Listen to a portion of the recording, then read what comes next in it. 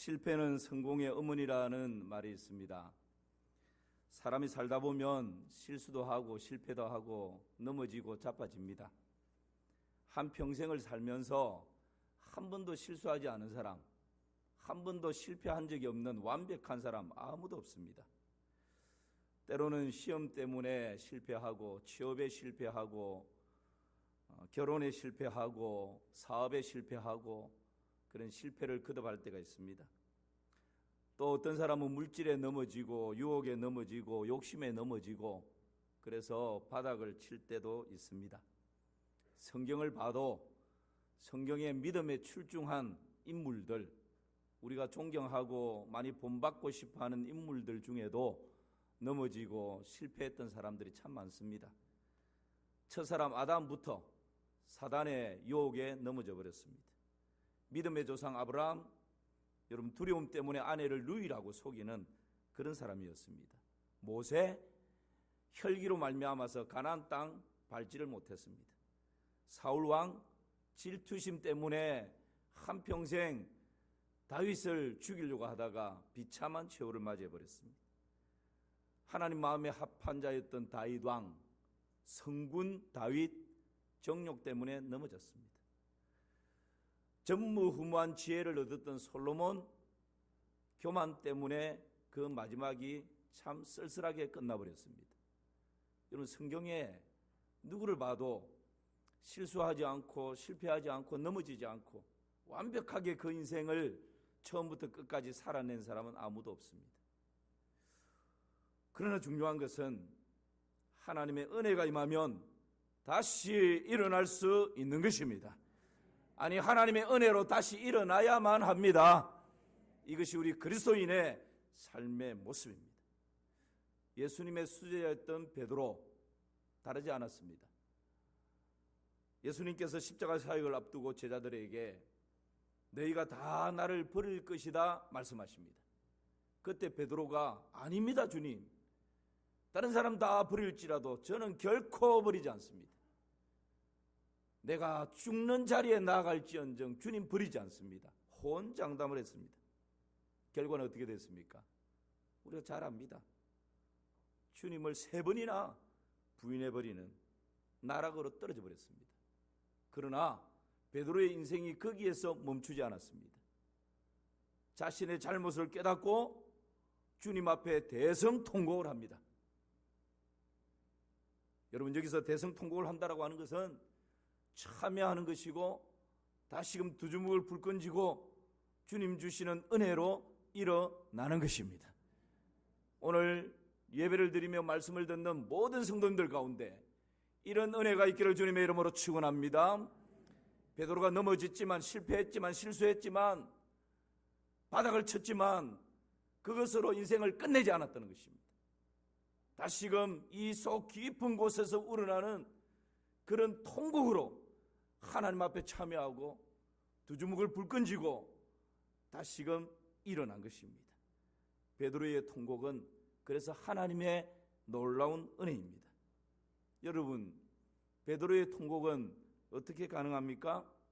오늘 이 질문에 3가지로 답을 드리면서 말씀을 나누려고 합니다. 베드로의 통곡은 다시 일어나게 하시는 하나님의 놀라운 은혜인데 어떻게 이것이 가능한 것입니까? 첫 번째는 예수님의 사랑 때문입니다. 베드로는 자신의 의지적인 결단과 상관없이 예수님을 부인해버리고 말았습니다. 베드로의 성격상 여러분 얼마나 낙심과 좌절이 밀려왔을까요? 수치와 부끄러움에 아마 몸을 떨었을 것입니다. 쥐구멍이라도 있으면 들어가고 싶은 심정입니다. 죽고 싶은 마음이 아마 밀려왔을 것입니다. 이런 때에 베드로는 통곡하며 다시 일어날 수 있었습니다. 무엇 때문에요? 예수님의 사랑 때문이었습니다. 여러분 때로는 우리가 넘어지고 쓰러지고 내 힘으로는 내 어떤 능으로는 도저히 일어날 수 있는 힘이 없을 때 나를 사랑하시되 끝까지 사랑하시는 그 주님의 사랑으로 다시금 일어날 수 있는 줄을 믿습니다. 오늘 마태복음 26장 70절 말씀 한번 보십시오. 베드로가 모든 사람 앞에서 뭐 했다고요? 부인하여 이르되. 그렇게 호언장담했던 베드로가 사람들 앞에서 보기 좋게 예수님을 부인해버릴 때 우리 예수님 베드로를 향한 사랑의 시선을 거두지 않습니다. 72절 말씀 보실까요? 베드로가 맹세하고 또 부인하여 이르되. 이번에는 부인만 하는 것이 아닙니다. 두 번째는 맹세까지 하면서 예수님을 모른다 부인해버립니다. 그럴 때에도 우리 예수님 베드로를 향한 사랑의 시선을 결코 거두지 않습니다. 74절 말씀 보실까요? 오늘 본문입니다. 그가 저주하며 맹세하여 이르되. 같이 읽습니다. 나는 그 사람을 알지 못하노라 하니 곧 달기 울더라. 이번에는 저주하고 맹세하여 나는 그 사람 모른다 그렇게 부인해버렸습니다. 그럴 때에도 우리 주님은 사랑의 시선을 거두지 않습니다. 인내하시며 기다려 주십니다. 사랑하는 성도 여러분, 지금 베드로의 모습을 보십시오. 처음에 부인하고 맹세하고 부인하고 저주하고 맹세하고 부인해버립니다. 우리 같으면 한두 번 그래 그럴 수 있어 용서해주고 기다려주지만 여러분 저주하고 맹세까지 하면 폭발해버리고 맙니다. 그런데 우리 주님께서는 끝까지 기다려 주십니다. 누가복음 22장 61절 62절 말씀을 한번 보실까요? 우리 같이 읽어보겠습니다. 시작. 주께서 돌이켜 베드로를 보시니 베드로가 주의 말씀 곧 오늘 닭 울기 전에 네가 3번 나를 부인하리라 하심이 생각나서 밖에 나가서 심히 통곡하니라. 이 내용을 다루고 있는 누가복음에 보니까 주께서 돌이켜, 다시 말씀을 띄워보십시오. 주께서 돌이켜 누구를 봤다고요? 베드로를 보시니. 지금 베드로는 지금 언제 주님께서 베드로를 보셨다고요? 베드로가 부인하고 있을 때, 베드로가 맹세하고 부인할 때, 베드로가 저주하고 맹세하고 부인할 때, 그리고는 이 베드로가 어찌할 바를 알지 못하는 것이지. 수치스러움과 부끄러움과 지구멍이라도 있으면 숨고 싶은 그런 마음이 밀려오는 그 순간에 주님께서 돌이켜 누구를 보셨다고요? 베드로를 보신 것입니다. 원망과 정오의 시선이 아닙니다. 비난과 비판의 시선이 아닙니다. 마음의 미움시기 질투를 가지고 바라보는 헐기는 시선이 아닙니다. 여기서 보시니, 돌이켜 베드로를 보시니라고 하는 이 원어의 뜻은 안과 위를 보았다라는 뜻입니다. 그러니까 우리 주님께서는 그냥 부인하는 그 베드로, 어이구 이놈 내가 부인한다 그랬지, 큰 소리만 뻥치고 이런 시선이 아니라는 것입니다. 지금 그것 때문에 수치스러워하고 부끄러워하고 낙심하고 좌절하고 절망하고 신음하고 있는 그 베드로의 내면을 불쌍히 여기는 마음으로 보셨다는 것입니다. 지금 이 사람들 앞에 부끄러움 때문에 지구멍이라도 있으면 숨어버리고 싶은 여러분, 그런 지금 베드로의 안절부절을 못하는 그런 베드로의 모습을 애정어린 눈초리로 그렇게 바라보셨다라는 것입니다. 이것이 베드로를 보시니라고 하는 말씀의 의미입니다. 그러므로 우리 예수님의 시선은 긍휼의 시선이었습니다. 용서의 시선이었습니다. 끝까지 신뢰해주는 시선이었습니다. 주님의 그 시선 앞에 베드로는 무너지고 말았습니다. 주님의 사랑스러운 눈빛 앞에 베드로는 통곡할 수밖에 없었습니다. 탕자가 아버지를 배신하고 허랑방탕한 생활을 합니다. 그 순간에도 아버지의 시선은 집 나간 아들을 단 한 번도 시선을 돌린 적이 없습니다. 그 아들을 떠나지 않았습니다. 탕자는 방탕한 생활을 하느라고 두 눈이 벌겋게 충혈되고 말았습니다. 그러나 그 아버지는 안타까운 마음으로 그 자식을 쫓아다니느라 두 눈이 충혈될 수밖에 없었습니다. 이것이 우리를 향한 주님의 사랑입니다. 사랑하는 성도 여러분, 때로는 우리가 넘어지고 쓰러지고 실수하고 실패하고 도저히 체면상 고개를 들 수조차 없는 그런 지경 가운데 이른다 할지라도 우리를 불쌍히 바라봐 주시고 용서의 시선으로 바라봐 주시고 애정어린 시선으로 바라봐 주시는 분이 계십니다. 그분이 사랑하는 우리 주님이신 줄을 믿습니다. 그래서 여러분 다시 우리가 일어날 수 있는 것입니다. 누가 우리를 그리스도의 사랑에서 끊으리요? 환난이나 공고나 핍박이나 기근이나 적신이나 위험이나 칼이라. 기록된 바 우리가 종일 죽임을 당하게 되며 돛살할 양같이 여김을 받았나이다 함과 같으니라. 그러나 이 모든 일에 우리를 사랑하시는 이로 말미암아 우리가 넉넉히 이기느니라. 내가 확신하노니 사망이나 생명이나 천사들이나 권세자들이나 현재일이나 장래일이나 능력이나 높음이나 깊음이나 다른 어떤 피조물이라도 우리를 우리 주 예수 그리스도 안에서 그 사랑 안에서 끊을 자가 없느니라. 할렐루야. 우리를 향한 그 하나님의 사랑에서 이 세상 그 어떤 것도 끊을 수가 없는 것입니다. 그 사랑이 우리를 살리셨습니다. 그 사랑이 우리를 숨쉬게 하셨습니다. 그 사랑이 지금도 우리를 붙들고 계십니다. 그 사랑이 우리가 넘어져 허우적거릴 때 다시금 일으켜 주시는 은혜인 줄 믿습니다. 여러분, 나의 나됨 때문에 일어나는 게 아니에요. 변함없는 그분의 사랑 때문에 우리가 다시금 일어날 수 있는 은혜가 있는 것입니다. 호기 자리에 넘어져 계신 분 계십니까? 주님의 이 사랑을 다시 한번 바라볼 수 있기를 주의 이름으로 축원합니다. 주님의 시선과 베드로의 시선이 마주쳤을 때 베드로는 통곡할 수밖에 없었습니다. 그리고는 다시 두 주먹을 불끈 쥐고 그 실패의 자리에서 일어났던 것입니다. 그런 은혜가 우리 가운데 풍성하면 좋겠습니다. 두 번째는 예수님의 말씀 때문입니다. 여러분, 오늘 75절 말씀을 같이 한번 보실까요? 우리 같이 한번 읽어봅시다. 시작.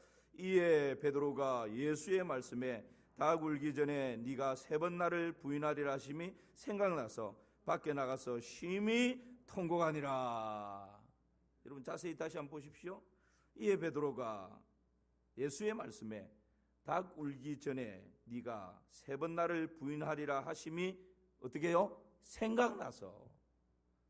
여러분, 이 결정적인 순간에 주님의 말씀이 생각난 거예요. 그래. 여러분, 그 주님의 말씀이 무슨 말씀입니까? 닭의 울음소리를 듣는 순간 주님의 말씀이 이 베드로의 마음을 강타해버린 것입니다. 그 앞에 거꾸로 져버렸어요. 도대체 주님의 무슨 말씀이 베드로를 하여금 이렇게 통곡하게 만들었습니까? 다시 일어날 수 있는 기회를 주신 것입니까? 마태복음 26장 33절 34절 한번 보십시오. 우리 같이 한번 읽어볼까요? 베드로가 대답하여 이르되 모두 주를 버릴지라도 나는 결코 버리지 않겠나이다. 예수께서 이르시되 내가 진실로 내게 이르노니 오늘 밤 닭 울기 전에 네가 3번 나를 부인하리라. 우리 예수님께서는 이미 베드로가 예수님을 부인할 거라는 것을 아셨어요. 그러면서 우리 예수님께서 내일도 아니고 일주일 후도 아니고 오늘 밤 베드로야 너가 이렇게 큰 소리치고 호언장담하는데 오늘 밤 한밤도 지나기 전에 오늘 밤 네가 나를 닭 울기 전에 나를 3번 부인할 것이다. 예수님 그렇게 베드로에게 일러주신 것입니다. 그런 가운데 저주까지 하고 맹세까지 하고 부인해버렸는데 갑자기 어디에서 꼬끼요 하고 닭 우는 소리가 들리는 거예요. 여러분, 닭 우는 소리를 듣고 프라이드 치킨이 생각나면 곤란합니다. 베드로는 그 꼬끼요 하는 소리를 듣는 순간 뭐가 생각났다고요? 주님의 말씀이 생각난 것입니다. 그래, 주님께서 몇 시간 전에 닭 울기 전에 네가 나를 3번 부인할 것이라 말씀했는데 그 말씀 그대로 지금 자신이 그대로 하고 있는 거예요. 얼마나 부끄러웠을까요? 얼마나 할 말이 없었을까요? 그 주님의 말씀이 베드로의 가슴을 때린 것입니다. 천둥처럼 때린 것입니다. 그때 베드로는 그 말씀 앞에 납작 엎드릴 수밖에 없었던 것이죠. 그래서 여러분, 이날 이후로 베드로는 삼계탕을 절대 먹지 않았다고 합니다. 닭 우는 소리만 들리면 경기를 할 정도로 깜짝깜짝 놀랐다고 합니다. 그럴 수밖에 없었죠. 그런데 여러분, 저는 이 말씀을 묵상하면서 저와 여러분 가운데에도 베드로만 가지고 있었던 닭 우는 소리가 있으면 좋겠습니다. 내가 곁길로 갈 때, 내가 넘어져 쓰러져 있을 때, 우리 집에 걸려있는 뭔가 모르지만 그것을 눈을 들어 쳐다보게 되면, 그래, 내가 정말 주님과의 그 첫사랑 때 저기에 얽혀있는 사연이 있지. 정말 내가 힘들고 어려운 그때에 내가 저것과 얽혀있는 그 일로 인해서 내가 다시 한번 일어난 적이 있지. 그것이 뭔지는 모르지만 베드로에게 있어서는 닭의 울음소리가 낙심과 절망의 자리에서 통곡하며 다시 일어나게 만들었던 하나님의 은혜였던 것입니다. 여러분, 여러분의 삶 가운데에서도 베드로에게 닭의 울음소리와 같은 하나님의 은혜의 자락이 있기를 주님의 이름으로 축원합니다. 놀라운 은혜인 거죠. 그 하나님의 말씀 앞에 베드로는 대성통곡하며 하나님 앞에 다시금 일어나는 것입니다. 여러분, 말씀이 들리면 소망이 있습니다. 말씀이 기억나면 다시 일어날 수 있습니다. 말씀이 역사하면 다시 시작할 수 있습니다. 하나님의 말씀이 능력입니다. 예레미야 23장 29절 말씀 한번 보십시오. 우리 같이 크게 한번 읽어봅시다. 시작. 여호와의 말씀이니라. 내 말이 불같지 아니하냐. 바위를 쳐서 부수뜨리는 방망이 같지 아니하냐. 여러분, 하나님께서 예레미야 선지자를 통해서 말씀하시는데 내 말이 하나님의 말씀입니다. 내 말이 불같은 말씀이라고, 내 말이 반석을 쪼개어버리는 방망이와 같은 말씀이라고, 그렇게 하나님 말씀하시는 것입니다. 이사야 40장에서는 푸른 말하고 꽃은 시들되 여호와의 말씀은 영원히 서리라 말씀합니다.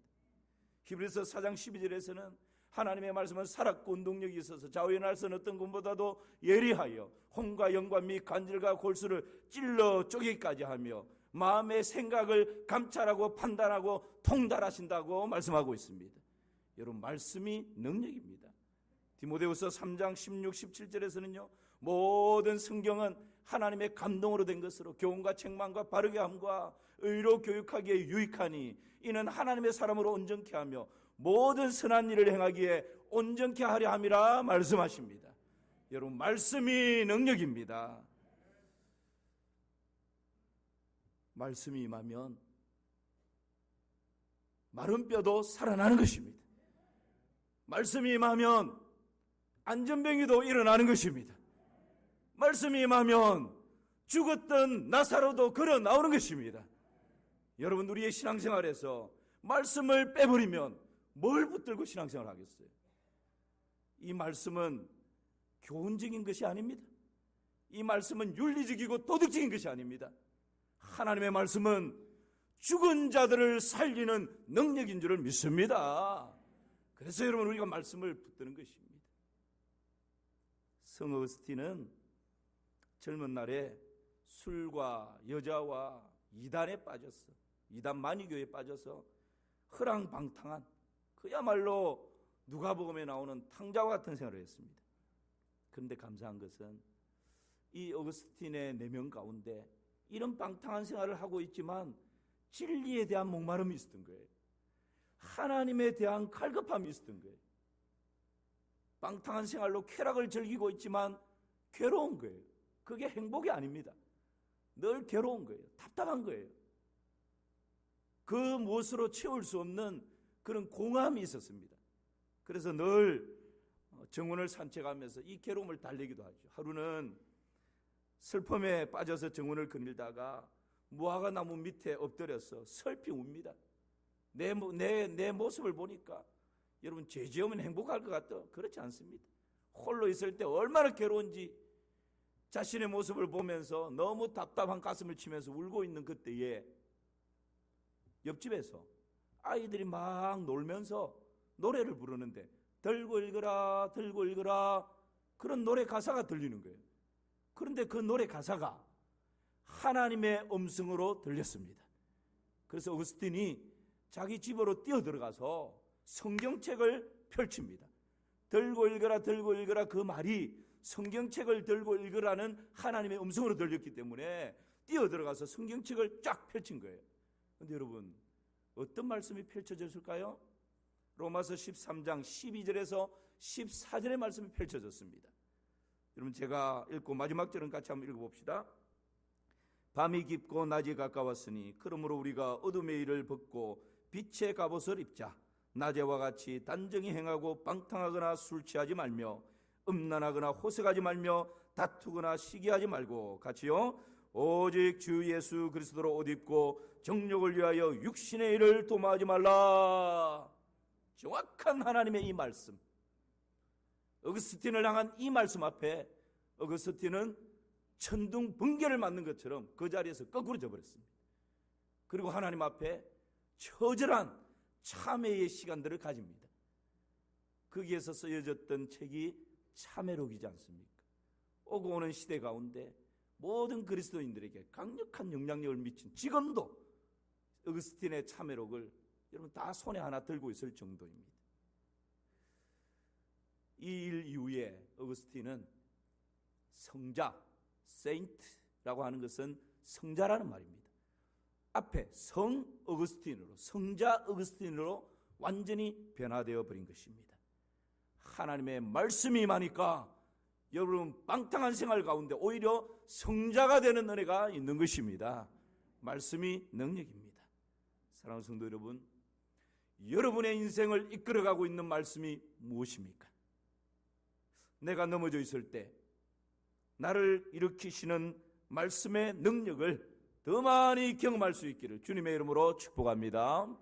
마지막 하나는 예수님의 기도 때문이었습니다. 여러분 베드로가 통곡하며 넘어졌지만 통곡하며 다시 일어날 수 있었던 이유는 첫 번째는 예수님의 사랑 때문이었고 두 번째는 뭐 때문이었다고요? 예수님의 말씀 때문이었고 마지막 하나는 예수님의 기도 때문이었습니다.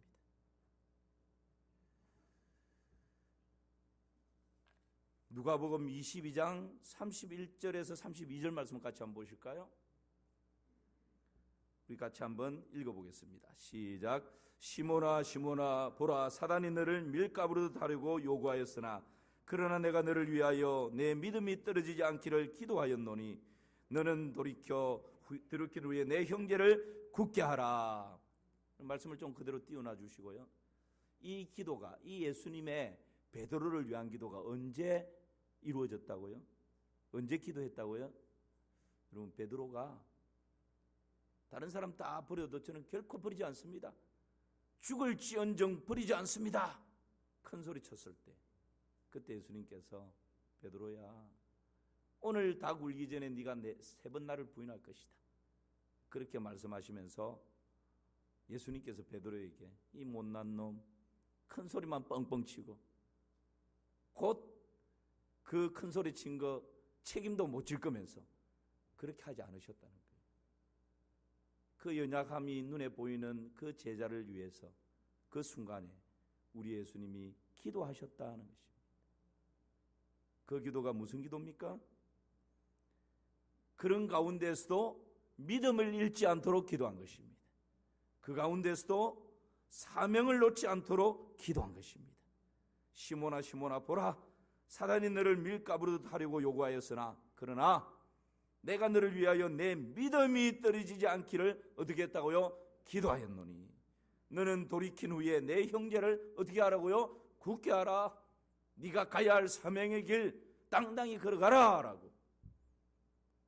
나를 부인한 것 때문에 저주하고 맹세하며 부인한 것 때문에 네가 낙심하고 좌절하고 절망의 자리에 떨어지겠지만 그러나 믿음을 잃지 않도록 기도했고 그 사명의 길을 끝까지 걸어갈 수 있도록 예수님께서 중보의 기도를 하신 것입니다. 이것이 여러분 베드로가 통곡하며 다시 일어날 수 있는 놀라운 길이 되었던 것입니다. 우리 예수님, 우리를 위하여 십자가에서 대속의 제물이 되셨습니다. 그리고 사망 권세를 이기고 다시 살아나셨습니다. 이 땅에 40일 동안 계시다가 부활을 증거하신 후에 하늘나라로 승천하셨습니다. 승천하신 우리 예수님, 하나님 보좌 우편에 앉아 계십니다. 여러분, 이 사실을 믿으십니까? 그러면 하늘 보좌 우편에 앉아 계신 예수님, 지금 무엇을 하고 계십니까? 히브리서 7장 25절 말씀입니다.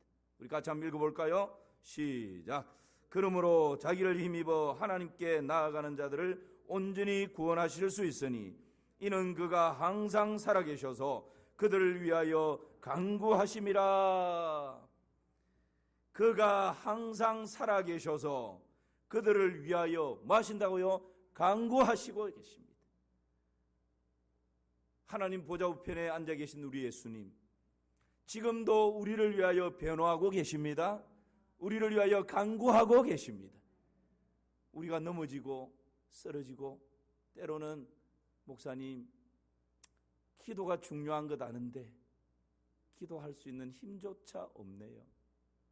목사님, 기도하려고 몸부림을 쳐보는데 한마디도 말이 떨어지지가 않습니다. 목사님, 기도하려고 새벽에 교회는 나갔는데 뭘 어떻게 기도해야 될지 마음만 복잡하고 머리만 복잡하고 도저히 기도에 줄이 잡히지 않습니다. 여러분, 살다 보면 그럴 때가 있죠. 그럴 때 여러분 기억하십시오. 하나님 보좌 우편에 앉아 계신 사랑하는 주님께서 나를 위하여 친히 간구하고 계십니다. 로마서 8장 26절 말씀 보실까요? 같이 읽습니다. 이와 같이 성령도 우리의 연약함을 도우시나니 우리는 마땅히 기도할 바를 알지 못하나 오직 성령이 말할 수 없는 탄식으로 우리를 위하여 친히 간구하시느니라. 할렐루야. 우리가 기도할 바를 알지 못하는 그 낙심과 좌절과 절망의 자리에 허우적거리고 있을 때 성령님께서 말할 수 없는 탄식으로 우리를 위하여 친히 간구하고 계신 것입니다. 이 은혜로 여러분 다시금 일어날 수 있습니다. 이 은혜면 다시 시작하기에 충분합니다. 사랑하는 성도 여러분, 우리가 낙심과 좌절 가운데 주저앉아 있을 때 우리를 위해서 간구하시고 말할 수 없는 탄식으로 우리를 위해서 기도하시는 분이 계신다는 것, 여러분 마음에 신뢰하시고 큰 위로와 소망이 되시기를 주님의 이름으로 축원합니다. 당신이 지쳐서 기도할 수 없고 눈물이 빗물처럼 흘러내릴 때 주님은 우리 연약함을 아시고 사랑으로 인도하시네. 다 같이요. 누군가 널 위하여 누군가 기도하네. 내가 홀로 외로워서 마음이 무너질 때 누군가 널 위해 기도하네.